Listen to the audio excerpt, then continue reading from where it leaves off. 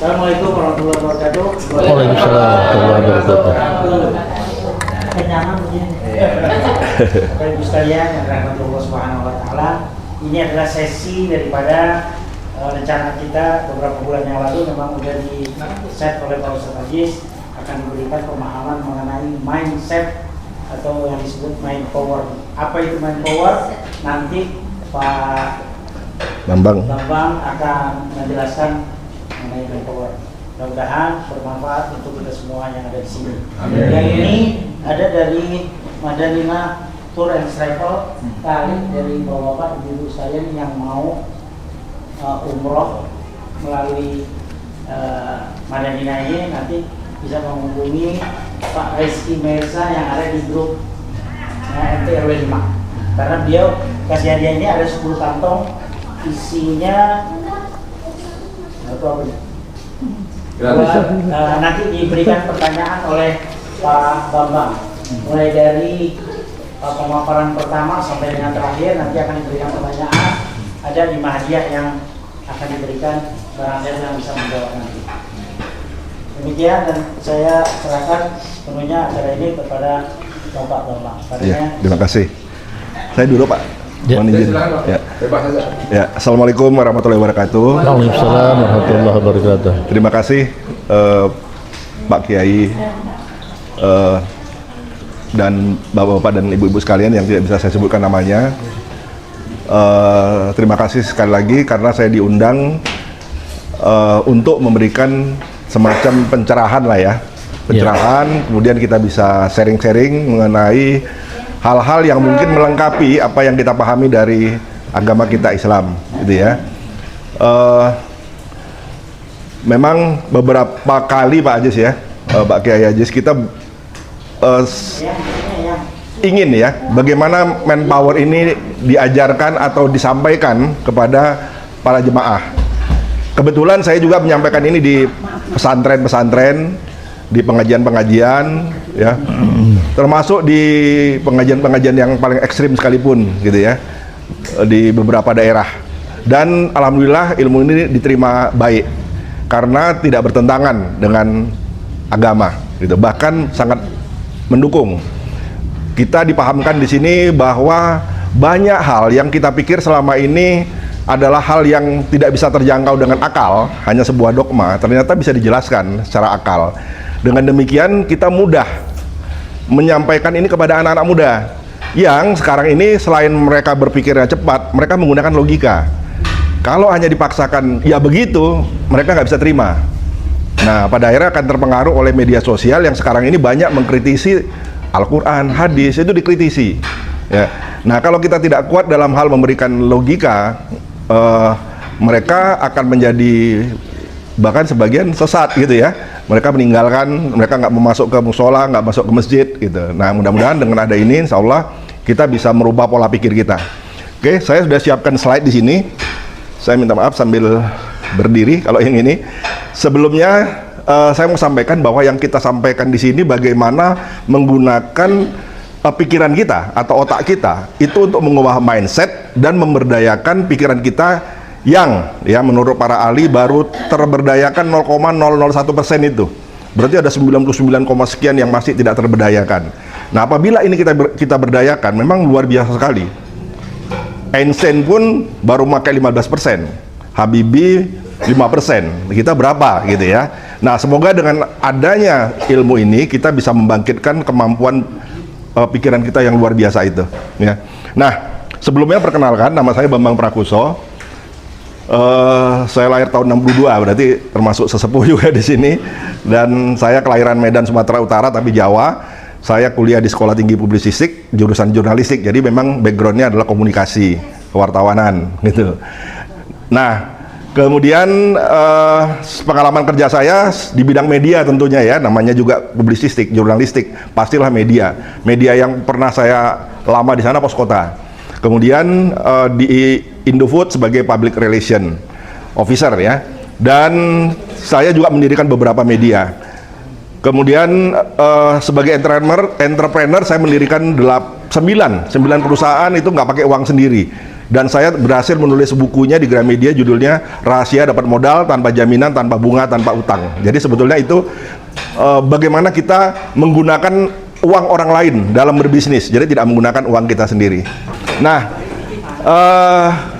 tentunya beberapa kali bikin perusahaan, dan di sana saya sebagai trainer ilmu manpower ini sebetulnya yang terlama, tahun 2007 sampai dengan 2016, dan 2016 saya mulai memberdayakan ilmu pikiran itu untuk bagaimana kita bisa membaca secepat kilat, ya. Jadi 1 detik bahkan kita bisa baca 1-2 halaman, ya, dibaca secepat kilat. Itu sudah dilakukan di Cina. Nah, di Indonesia belum, karena dianggap itu hal yang mustahil, ya, nggak mungkin orang bisa baca 1 detik 2 halaman gitu, tapi bisa. Bahkan anak-anak sekarang bisa menghitung dengan cepat, lebih cepat dari kalkulator. Anak-anak sekarang bisa mengingat, ya, luar biasa gitu ya, asal ilmunya diajarkan. Nah, terakhir 2016 sampai kemari saya mengajarkan ilmu reading mastery, bagaimana kita bisa membaca cepat, memahami, kemudian mengingat dan mempresentasikan apa yang kita baca. Ilmu ini sebetulnya bukan untuk orang yang suka baca, justru orang yang nggak suka baca. Anak-anak yang mulai meninggalkan buku dan beralih ke gadget. Nah, itu mereka harus belajar ilmu ini supaya ya udah, mereka nggak baca buku nggak apa-apa, asal yang penting mereka bisa baca e-book, bisa baca produk digital seperti e-course gitu ya.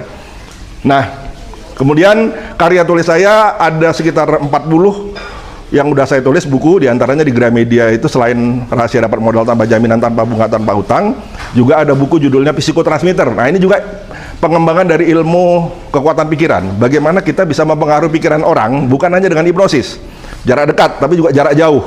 Jadi orang di Amerika sana bisa kita hipnosis gitu. Nah, apakah ini benar? Apakah ini tidak menyalahi agama? Ternyata bisa dijelaskan sama logika. Dan selama ini kita melakukannya, gitu. Dan terakhir sekarang adalah direktur dan trainer di 2 lembaga. Yang pertama adalah Alpha Theta Indonesia. Alpha Theta, ya ingat aja Alpha TH gitu ya. Alpha Theta ini nama gelombang pikiran. Alpha, Theta, Delta gitu ya. Ada banyak lagi ya sebetulnya, ada Epsilon, Gamma, ada Super Gamma, itu ada, tapi yang dipakai hanya 4 ya. Terima kasih.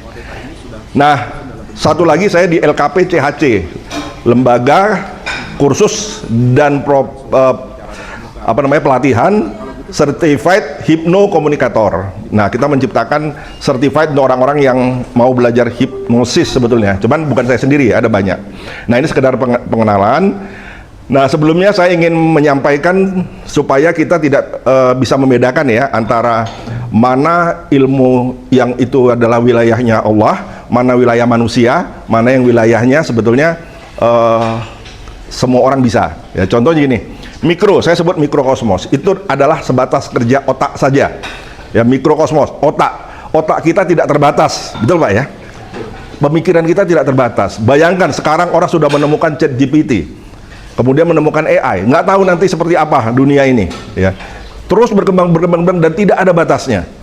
Pikiran kita tidak pernah ada batasnya, sekali lagi. Apalagi yang tidak ada batasnya adalah alam semesta. Kita sebut dengan makrokosmos. Nah, ini makrokosmos. Makrokosmos adalah alam semesta. Ya, di sana dikenal energi. Kalau di pikiran hanya dikenal gelombang pikiran, neuron gitu ya. Kalau di alam semesta ini dikenal dengan energi dan lain-lain. Nah, kalau ke atas lagi kita melihat namanya Mahakosmos. Ini ilmu ketuhanan. Nah, di sana dikenal ada nabi, ada kitab suci, ada Tuhan gitu ya. Di sini kita jangan mempertentangkan. Contoh kasus misalnya ya, ada orang kesambet gitu Pak ya, kesambet, maka dia ngoceh bahasa Jepang, padahal dia tidak pernah bahasa Jepang. Kalau orang mikrokosmos mengatakan, oh itu adalah halusinasi ya, atau semacam stres atau alam bawah sadarnya itu terdorong ke atas sehingga dia bisa mengingat apapun yang dia pernah dengarkan, ya. Yang dia dengar itu muncul. Dia bisa bahasa Jepang, tapi bahasa Jepangnya nggak jelas, gitu ya. Karena hasil rekaman aja. Nah, kalau orang-orang makrokosmos, dia menyebutkan itu adalah energi gelap atau energi negatif. Nah, kalau orang dari Mahakosmos, oh itu jin, ya. Kena jin, kena kesetanan segala macam. Nah, ini nggak bisa dipertentangkan. Penyembuhannya dengan cara gimana? Ya dengan 3 cara bisa. Kalau orang ini tidak bisa disembuhkan dengan cara spiritual, ya sembuhkan dengan medis kan, atau dengan psikologi lah, dengan yang bawah ini, gitu. Ya. Jadi nanti di sini akan banyak sekali pemisahan-pemisahan supaya kita jangan mencampur adukkan antara urusan mikrokosmos, makrokosmos dan mahakosmos. Oke, nah sebelum saya mulai, saya ingin menyampaikan bahwa siapa kita 1 tahun lagi, terutama anak-anak kita ya, 2 tahun lagi, 3 tahun lagi, 5 tahun lagi, 10 tahun lagi, 20 tahun lagi, 50 tahun lagi, tergantung hari ini. Ya, kalau hari ini diajarkan ilmu pikiran, dia bisa memprogram pikirannya sendiri. Berarti ini titik awal, dia akan bisa berubah di masa yang akan datang. Bagaimana dengan usia yang sudah 60, 70? Bisa jadi ini satu titik awal lagi. Karena saya 40 kali memberikan pelatihan di Inalum, ya, di Medan, untuk para pensiunan. Jadi diajarkan itu pas mereka pensiun tentang ilmu ini. Nah, mereka merasa baru yang selama ini mereka merasa kalau orang baru keluar dari pekerjaan, kemudian ya baru pensiun, apa namanya itu? Dia punya sindrom, post war syndrome, Ibu, betul. Nah, itu bisa kita atasi dengan nanti kalau dia belajar ilmu ini, ya, ilmu pikiran ini. Jadi ingat hari ini. Nah, di sini ada, coba bacakan mungkin nanti Pak Kiai tentang ini, Pak, surat Ar-Ra'd 11. Sini. Surat Ar-Ra'd 11 tentang apa? Tentang takdir atau nasib.